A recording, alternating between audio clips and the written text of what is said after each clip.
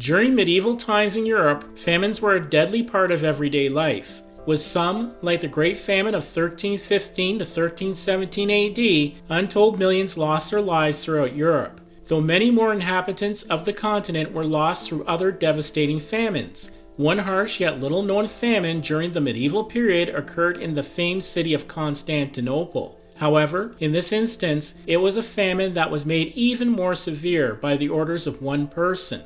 In this episode, we will present this tragic story which deserves awareness in modern times. Constantinople under fire. The ancient city of Constantinople was under severe stress from various social, strategic, and economic issues at the beginning of the 14th century.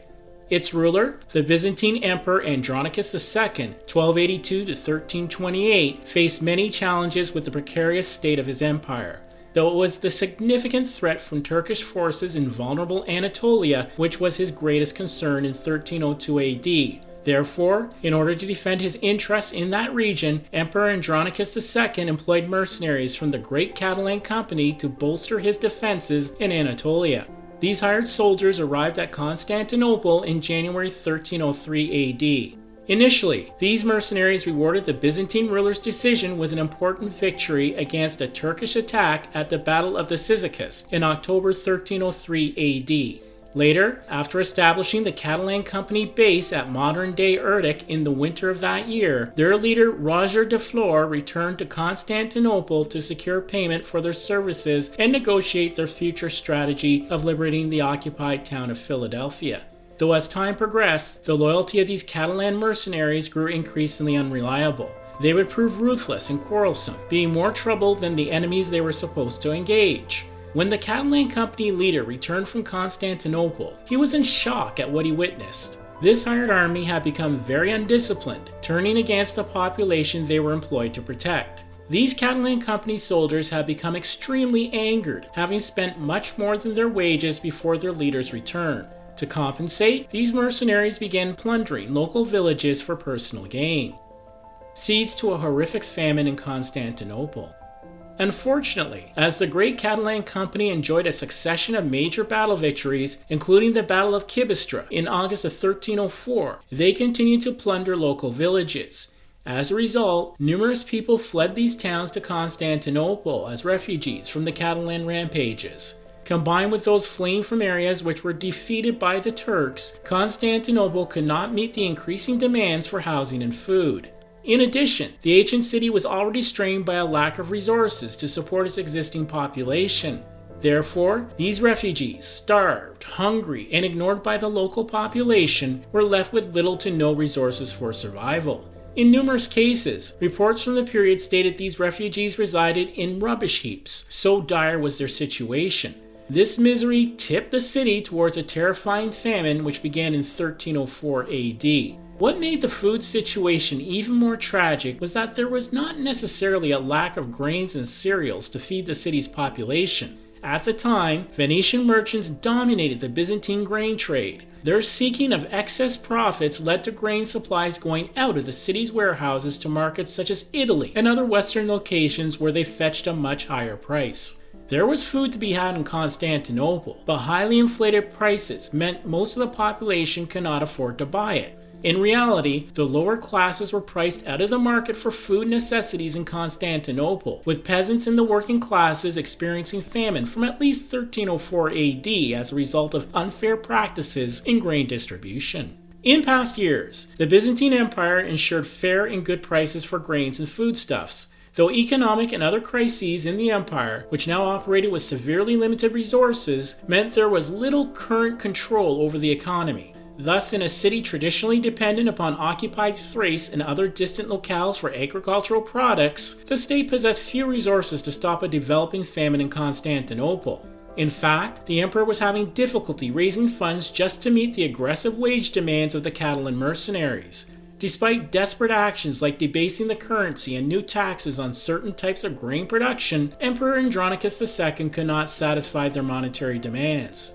During April 1305 AD, lengthy negotiations with the Catalan Grand Company General Roger de Flor ended when he and a large group of his soldiers were assassinated by Allan mercenaries. These orders were given by the emperor's son and were carried out at a banquet in Adrianople. Eventually, word of this massacre reached the main Catalan forces stationed at Gallipoli. They terminated their agreement with the Byzantines at once before exacting revenge on local Byzantine populations. Their murderous rampage and plunder were so horrific that the monks of Mount Athos forbade any Catalan citizens entrance to their premises until the year 2000. Thrace, Macedonia, and Thessaly fell to the rampage, which continued on a path towards southern Greece. There, they vanquished the Duchy of Athens and Thebes. Then, they attempted to lay siege to Constantinople. At this time, Constantinople had no fleet to protect its boundaries. Therefore, Andronicus II had no adequate means to provide supplies or protection to the city. Even the Genoese fleet, which the emperor had relied on in the past, had made peace with the Catalans in exchange for safe passage on their trade routes. The increasingly desperate Byzantine ruler could not even pay the new Catalan leader to stop their siege, as his demands were much too high. Emperor Andronicus II realized that Catalan control of Thrace effectively cut Constantinople off from its largest source of grains. In addition, he lacked the soldiers needed to fight these Catalan mercenaries that controlled most of Thrace. This meant the fields outside of Thrace city walls became the only place to grow vital grains in the area. Since July of 1305, peasants had cultivated these fields under protection of armed soldiers. Suddenly, heeding the severe directions of his advisors, Emperor Andronicus II did the unthinkable. He ordered these peasants to stop cultivating these fields while destroying their crops during the fall of 1306 AD. Citizens were also forbidden to leave the city walls of Thrace. What was the emperor's reason for these harmful decrees? He did not want these valuable food resources to fall into the invaders' hands. Thus, he wanted to starve the Catalan soldiers into leaving Thrace by cutting off the grain supply essential to feeding their soldiers. By doing so, Emperor Andronicus II hoped the Catalans would abandon the region, allowing Thrace in time to once again supply grains to a starving, desperate Constantinople. Inside Constantinople, this was a deeply unpopular policy move. Its population was increasing due to those dispossessed by the Catalans and Turks fleeing to this ancient city. Now, already suffering from a shortage of affordable grains for the working classes, the existing famine became unbearable during the winter season of 1306 to 1307 AD. At this time, the famine proved so severe that whole families were recorded as perishing, with piles of bodies lying upon city streets. Even those that were still alive had barely any strength for burying the dead. The upper classes within Constantinople ignored for the most part assisting working class people in the face of this horrific famine. Even when urged by some prominent citizens like Patriarch Athanasios I to give charity and food to suffering fellow citizens, they claimed hardship themselves. These declarations by the wealthy were dishonest actions in many instances, while in truth they hoarded valuable grains and cereals. The Patriarch pleaded for the emperor to alleviate the famine for many of its citizens by purchasing bread and grains for distribution to the needy, though his pleas were not met in any measurable way.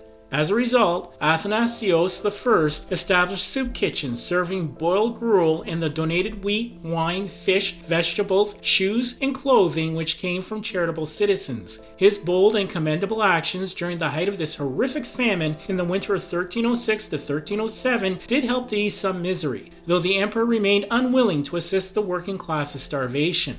Finally, in the summer of 1307 AD, the cruel strategy that caused death and famine throughout Constantinople led to a bitter success. Emperor Andronicus II's harsh plan was vindicated when the Catalans at last left Thrace because their soldiers were suffering from a severe lack of food. Soon there was more good news for the distressed city. Importation of grains into Constantinople from the Black Sea was resumed following the Catalan departure from Thrace. Eventually, this latest famine was resolved, though at a great cost in terms of death and utter misery. Emperor Andronicus II used the famine of his own citizens to starve these Catalan invaders from a vital food source, thus saving a key part of the Byzantine Empire from being conquered. Thank you for supporting us at Medieval to Modern. Please be sure to watch another episode shown at the end of this video. Also be sure to like, subscribe, and comment. I wish you good tidings as we remember that sharing knowledge has been a noble deed throughout the ages.